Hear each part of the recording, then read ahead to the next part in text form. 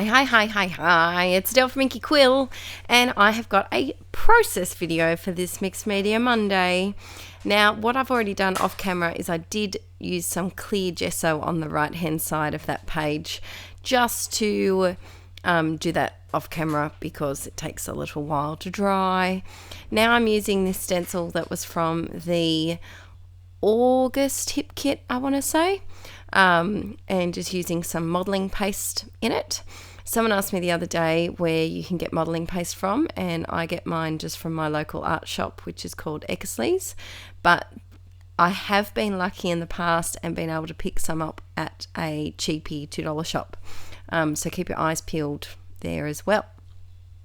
So this layout is yet another wedding layout. I'm sorry for the influx of wedding layouts at the moment, but the good thing is the pages that I do, they're not super themey, if that makes sense. So I'm not sticking wedding cakes and, little pieces of veil and stuff everywhere. So you can use the techniques that I use to suit the photos of your own kind.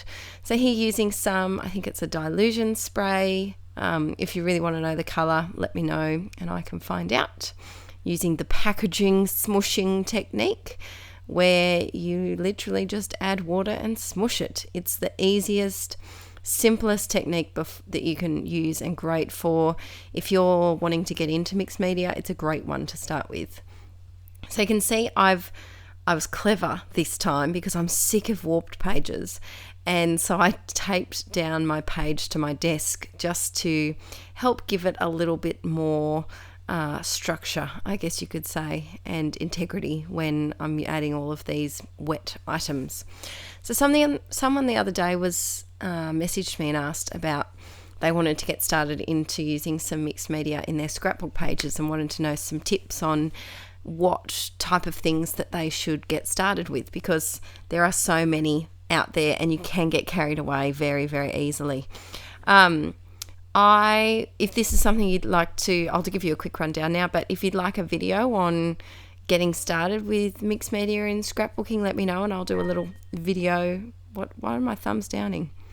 Oh, I stuffed up the bottom there. But yeah, if you'd like to know a 101 on getting started in scrapbooking mixed media, let me know and I'll do a video for you guys.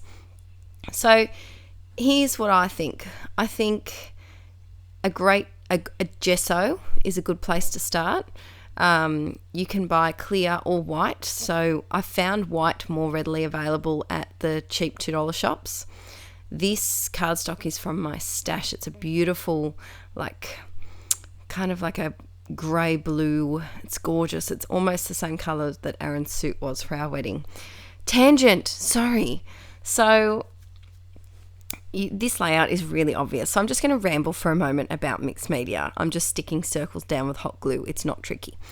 So I think the necessary items to start mixed media, I think a white gesso is a good place to start. Gesso protects your page from soaking in the water as much, and it makes the colours appear more vibrant as well because they're not soaking in and becoming mixed with the paper, and it's fun to use. But you only need a tiny pot to get started with. Don't think that you need, hello Poppet, my bunny's come to visit me. Don't think you need a giant bottle like the one that I use. I think it would be great to get a couple of mists. So I particularly like the Dilutions ones and the Heidi Shine, but they're very different. So maybe get one Dilutions, one Heidi Shine in your two favourite colours. I must say, can't go past the gold Heidi Shine, just saying. And then all you need is like a paintbrush. What else do I think is a good place to start?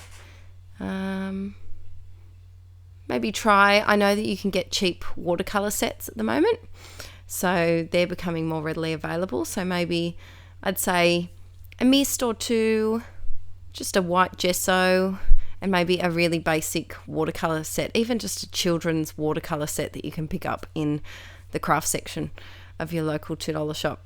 And then you can venture into things like modelling paste and clear gesso later, and even like a distress ink pad. The mini ones are fantastic for what you pay. I really think if you're just dabbling in little bits and pieces like I am here, I only need the mini distress inks. I don't need the big ones. It's silly. I can cope with the little ones. So even if we wanted to pick up 1 or 2 of those, I think they come in the Tim Holtz distress inks come in a 4-pack now, the mini ones. So that's all you kind of need. And then you can do things with household products. So you can, if you have a silhouette, you could make your own stencils, or you can use, there's just heaps of things. So I've got a whole bunch of DIY mixed media type ideas. If you'd like to see a video series on that, let me know in the comments below and give me a thumbs up to let me know if that's something you guys would be interested in. My layout's done, almost. So this was a really easy one. I just laid it with the photo with some tissue paper. That's another good thing to pick up, and it's cheap. It's very cheap. And keep it if you get parcels or packaging or flowers. I always keep the tissue paper because I'm a little bit cheap like that. And just using some of these amazing tiny word stickers, and I'm sad to say the packet, it's getting low. It's getting very low, and I'm not a fan of the lowness of the package. So this is my new favourite. No, it's not my favourite Heidi Shine. Nothing will ever trump the gold Heidi Shine. It's Heidi Swap Colour Shine for those who are listening to me for the first time. It's a bit of an inky inside joke calling it Heidi Shine. And I'm done. But that teal colour is freaking gorgeous. Beautiful. And see, I didn't embellish much in this one, and it was really quick. It probably only took me about 20 minutes, I'd say, this one. Ooh, another thing you might need for mixed media is just your hairdryer. That's another one. Don't need a heat gun to start off with. Just use a hairdryer, or grab one from your local op shop or thrift shop. Because gosh, it helps when you're waiting for things to dry. There's nothing more frustrating than watching paint dry.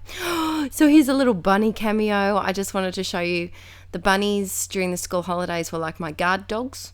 So they basically didn't leave my side. Every time I went to a different room, they followed me. And here's Frida, and there's Poppet. And their favourite spot, I put this stool in the middle of our rug because I needed somewhere for my album. And I've now decided that I can't move it ever again because it's their favourite spot. Both of them sit under that stool together, and it's laughable. It's like watching two, oh, there I am getting kisses from Frida on my nose. Ignore the bed hair and the pyjamas and the zombie hoodie, because that's how I roll in the school holidays. Who gets stressed? Nope, not me. But yeah, they're my little best buds when it comes to scrapping. Oh, little kisses from Frida. She's so cute. All right, thanks for watching, guys, and let me know if you'd like to see that series. Bye.